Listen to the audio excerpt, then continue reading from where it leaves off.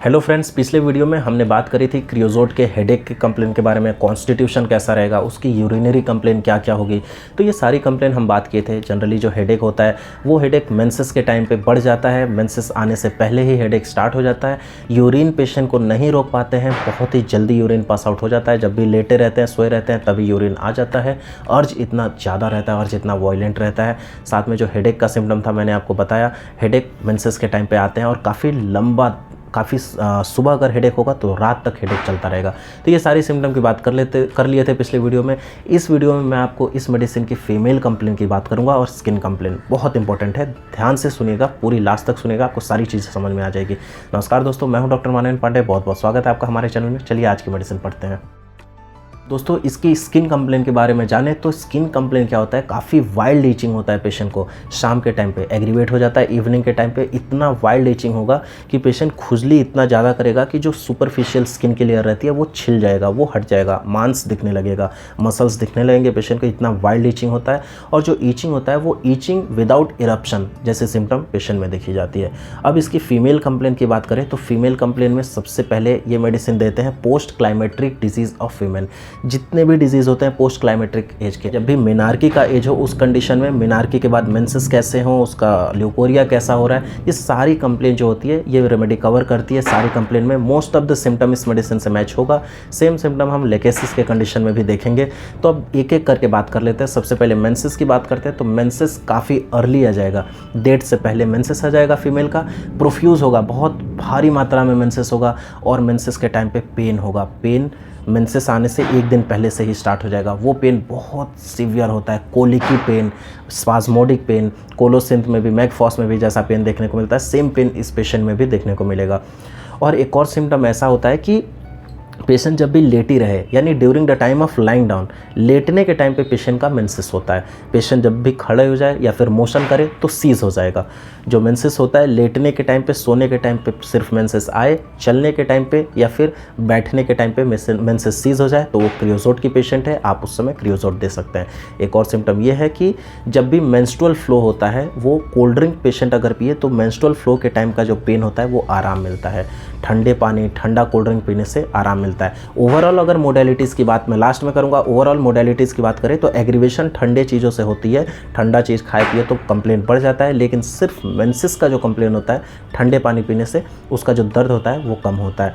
एक और symptom important ये है कि जो फ्लो रहेगा पेशेंट की, जो मेंसेस का फ्लो रहेगा, वो जब सीज होने का टाइम आएगा, यानी जब लास्ट डे रहेगा पीरियड का, वो टाइम पे सीज होने के टाइम पे अचानक से रिलैप्स हो जाएगा मेंसेस, फिर से स्टार्ट हो जाएगा, प्रोफ्यूज ब्लीडिंग स्टार्ट हो जाएगी।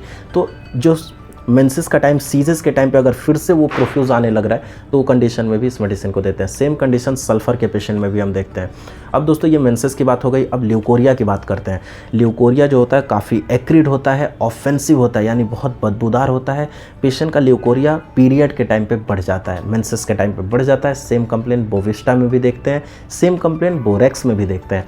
उसके साथ जो ऑर्डर होता है पेशेंट का, जो ल्यूकोरिया का ऑर्डर होता है वो ग्रीन कॉर्न जैसा होता है, वैसा ऑर्डर होता है। जो ल्यूकोरिया का जो स्टेन का कंडीशन रहेगा, यानी जो दाग रहेगा, वो दाग मोस्टली येलो कलर का, कपड़े में येलो कलर का दाग लग जाएगा तो समझिए वो क्रियोजोट का पेशेंट है। उस कंडीशन में हम क्रियोजोट देते हैं। जो ईचिंग की मैंने कंडीशन स्किन की बताई, वैसा ही वॉयलेंट ईचिंग होता है पोडेंडा में, वैसा ही वॉयलेंट ईचिंग होता है वजाइना में। तो violent itching of vagina and pudenda, इस तरह के सिम्टम अगर आए इतने ईचिंग में, वॉयलेंसी के साथ, तो उस कंडीशन में भी हम क्रियोजोट देते हैं। वो ईचिंग मेंसेस के टाइम पे और मेंसेस के बाद भी रहती है तो उस कंडीशन में देते हैं। अब दोस्तों, लोकिया की बात कर लेते हैं। लोकिया के बारे में जाने तो लोकिया जो जब भी फीमेल प्रेगनेंसी के बाद जब बेबी डिलीवर होता है तो उस कंडीशन में, उसके बाद डिलीवरी के बाद लोकिया आता है, यानी एक टाइप का वो डिस्चार्ज रहता है फीमेल जेनाइटल ऑर्गन से। तो वो डिस्चार्ज इसका कैसा रहता है ऑर्डर, तो डार्क कलर का रहे, अगर ब्राउन कलर का रहे, साथ में बहुत ही ज़्यादा बदबूदार, ऑफेंसिव रहे, एक्रिड रहे, एक्रिड के साथ साथ जब भी लोकिया सीज होने का टाइम रहे लेकिन फिर वहाँ पे रिलैप्स हो जाए, दोबारा आ जाए, तो उस कंडीशन में हम इस मेडिसिन का यूज़ करते हैं। सेम कंडीशन हम कोनियम में और सल्फर में भी देखते हैं।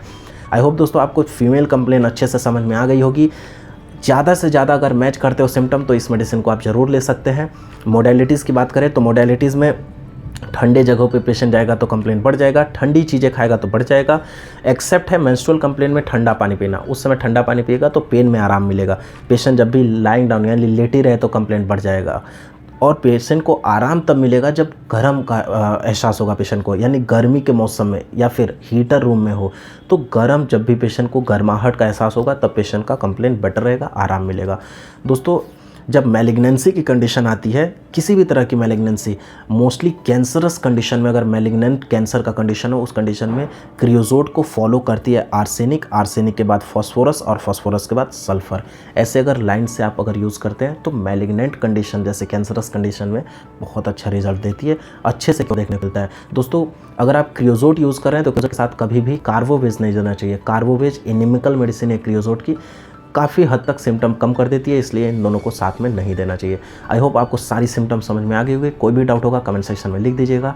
अगर वीडियो अच्छी लगे तो लाइक ज़रूर करिएगा, चैनल पर नए हैं तो सब्सक्राइब करके बेल आइकन को प्रेस कर लीजिएगा। मैं ऐसे ही होम्योपैथी की इन्फॉर्मेटिव वीडियो लाता रहता हूँ। मिलते हैं एक नई रेमेडी के साथ नए वीडियो में, तब तक के लिए खुश रहिए, हेल्दी रहिए, धन्यवाद।